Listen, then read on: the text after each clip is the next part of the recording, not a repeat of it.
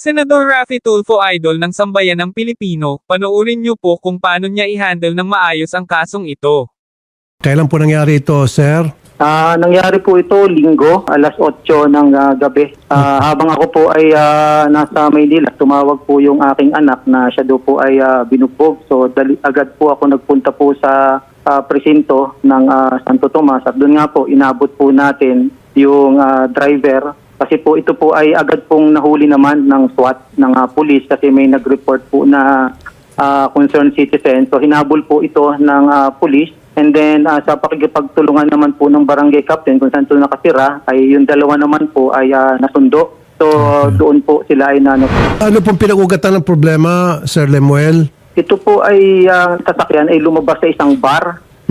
Diyan po makalampas po ng isang malaking mall po diyan sa Santo Tomas. Ngayon paglabas po nila ng bar ay nabusinahan po ito kasi bigla pong lumabas.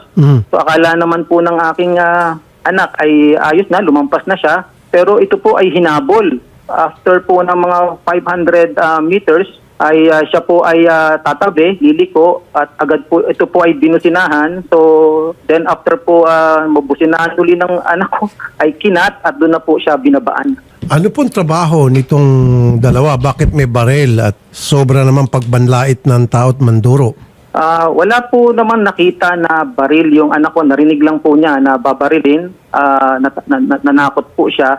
Ang pagkakaalam po namin, ito po ay nagbabarko. Ito pong isa, yung may tattoo at yung pong Alan ay parang OFW din yata po at mag-a-abroad. Sa katunayan nga po, we received mga report po sa concerned citizen na ito pong isa ay yung makalaman ay lalabas po yata ng bansa on 19. Kaya po ay ito nga din po ang amin pong kinakatakot sapagkat kaya po siguro malalakas po ang loob ay alam naman po nilang sila po ay aalis.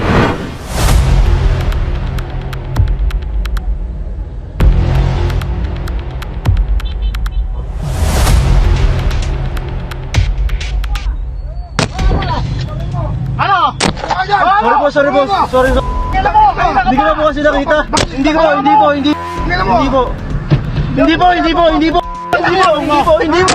Ang yabang mo! Mangilala ka po!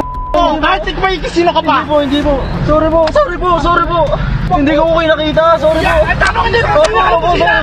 Sorry po. Kung nag-gas ka lang, ang yabang mo na!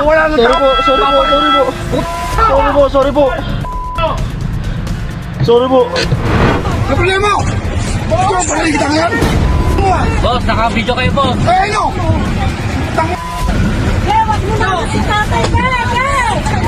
Nakainom ho ba? Iyon po, nakainom po sila, lasing na lasing po sila nung amin pong nakausap at totoo nga po ay sila pa po ay galit. At lumalabas naman po doon sa interview po ng isang reporter na inamin naman po na sila ay nakainom. But unfortunately, ito po yung amin pong kinakabahala din. We are sharing the road sapagkat nung time na pong yun, hinahanap po namin yung breath analyzer. At sapagkat mahirap naman pong patunayan na talaga pong nakainom ito sapagkat ipagpapatuloy po namin yung kaso. Pero dahil nga pong wala pong ito pong mga sobriety test sa atin, unlike sa ibang bansa, ay talaga pong baliwala ito. So nung dinala din po sila for medical legal sa isang public hospital, tiningnan lamang po at wala pong mga ganito. Kaya lumalabas po doon sa police report kaya wala pong nakasaad doon na sila po ay nakainom. Kaya nga po, sa Tuesday magkakanuhulit kami ng hearing. This will be the second hearing.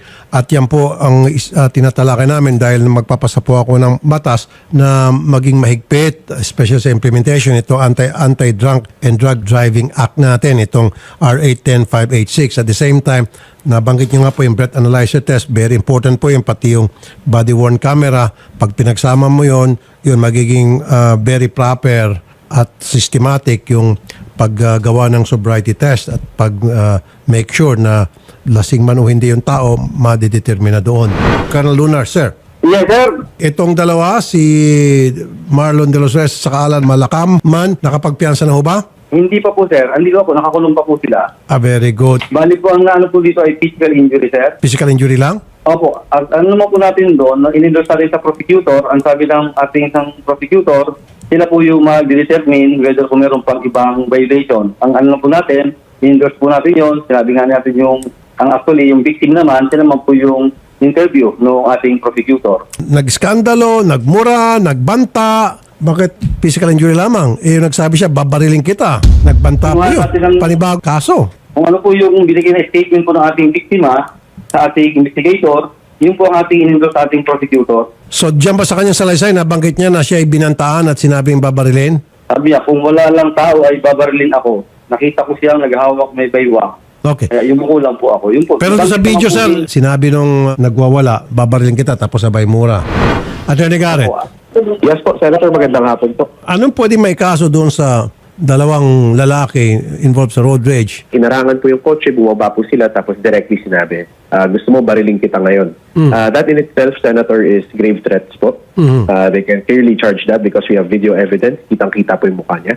Second po, Senator, pag sinaktan po sila, based sa medical legal, we can charge the degree of physical injuries na nararapat po doon po sa ginawa nilang pananakit. And then third po, Senator, is yung Anti-Drunk and Drug Driving Act po natin. I think we have probable cause to believe that he was under the influence of alcohol while he was driving. Tatlo. Po, Senator. Inamin din niya sa isang interview. Ang naipila nila physical injury, pwede bang balikan ulit ni Colonel at ipresenta yung video kay Piskal para ma-amend at idagdag yung dalawang hindi pa na-idagdag na nabanggit mo lang? Kapag na-resolve na po ang inquest proceedings, Senator, the other crimes that were not charged, kailangan po dumaan na sa preliminary investigation po, Senator. But regardless, hindi po basta hindi siya na-file sa inquest stage, hindi na po pwedeng i-charge yung crime na yun. So, tama po yung recommendation nyo. They should proceed to work and file the other cases po.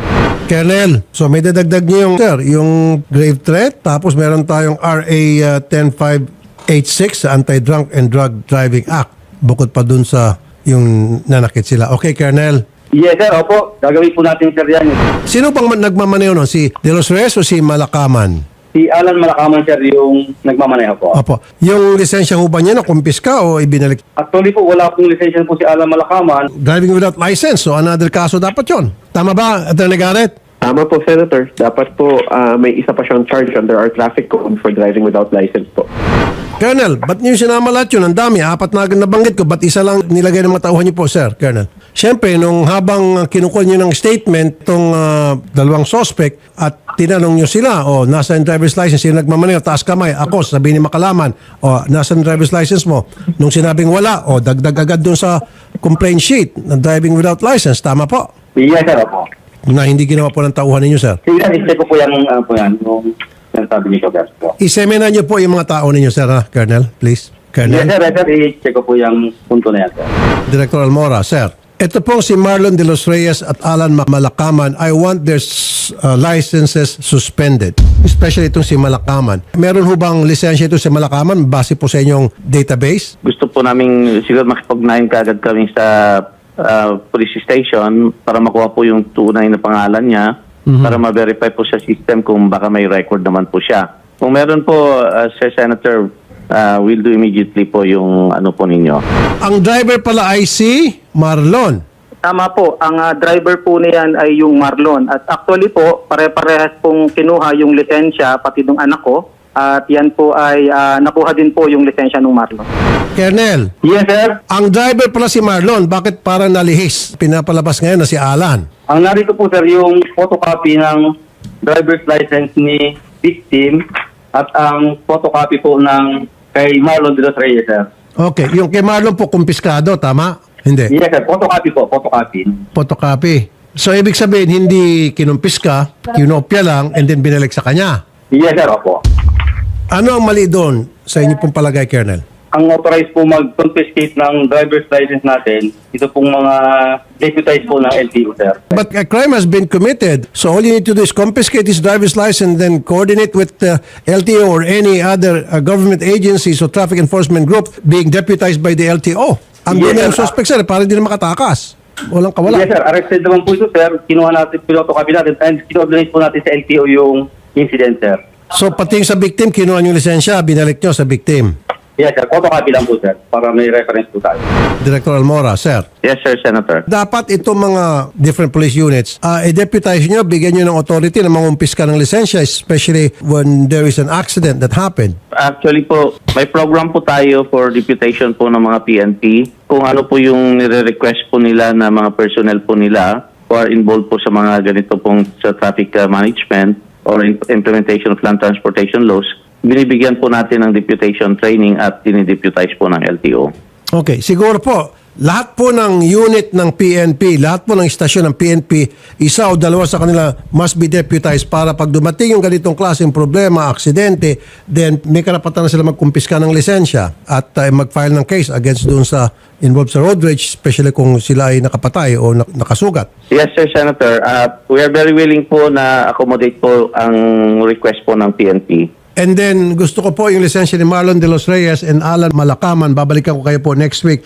Confiscated na po. And then, kung hindi man nila i-surrender, nagtago sila. Gusto ko po, suspended po. Sige Yes, po. sir. Sir, Senator, Yes, sir. na-mention kanina kasi na walang si Alan Malakaman, pero we will still coordinate with them para malaman po natin yung tunay na pangalan, pati yung middle name po niya. Ibibigay ko po sa inyo mamaya, sir.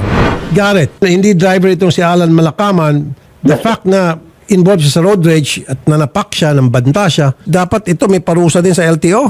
Kung hindi po siya yung driver, Senator, hindi po siya subject to the LTO regulations, pero sa regular criminal charges po, meron po. Isa na lang Yes, po, sir. Director. Meron na ho ba kayo nabili ng mga breath analyzer test kit? Meron na po, sir. Nasaan na po mga yon? Ginagamit po ng LTO and then nag-share po kami sa HPG, Sir Senator, ng ating mga ABA, alcohol breath analyzers. Ilan pong nabili ng LTO? Ilan pong na-budget sa LTO para doon? At magkano po yung isa? Rough estimate po para pong mga 600 plus na alcohol breath analyzer po. Ilan po yung napunta sa PNP? Around 80, mga ganun po. So ang natira sa inyo Yes, is sir. 520. So sino po ang gumagamit ng 520? Sa lahat po ng offices ng LTO, nabigyan po yung mga district heads namin ng isang unit, more or less, ganun po, sir. Nako sir, dalawa lang iniisip ko dito. Baka wala yon o kung meron man yon, yun ay kinakalawang na o inaamag na. Kasi never pa ako nakita ng isang kawani ninyo sa LTO na nagpapatrol at gumagawa ng breath analyzer doon sa mga pinapara nilang sinususpetsyang lasing. Yes, sir. Usually po, ang pinagkakandak po pagka nag-operate po is yung between mga yung 9 to 10 or 9 to 11, ganun, sir, then early morning. No sir. Yes, sir. Hindi early morning. Dapat po yan, sir, the whole day. Hindi lang naman early morning ang may lasing. Meron lasing sa tanghali, may lasing sa gabi, pero most likely sa gabi. Pero sir, 520 breath analyzer test kit ang na-procure ng LTO kasi yung 80 na ibigay na sa PNP. Paano po ninyo ma-account? Give me a list of that. Kasi po sa budget hearing, halong kating ko po ito. Sa mga enforcement teams po natin, Sir Senator, meron po sila. Sino po mga ito? Ito mga taga-flying squad? Yun po yung mga... Opo. Sir, magsipag-sipag yung mga tao niyo, especially sa Metro Manila. Gusto ko makita yung mga LTO flying squad na nagtatrabaho at nagtetest. Give me a list Yes, sir.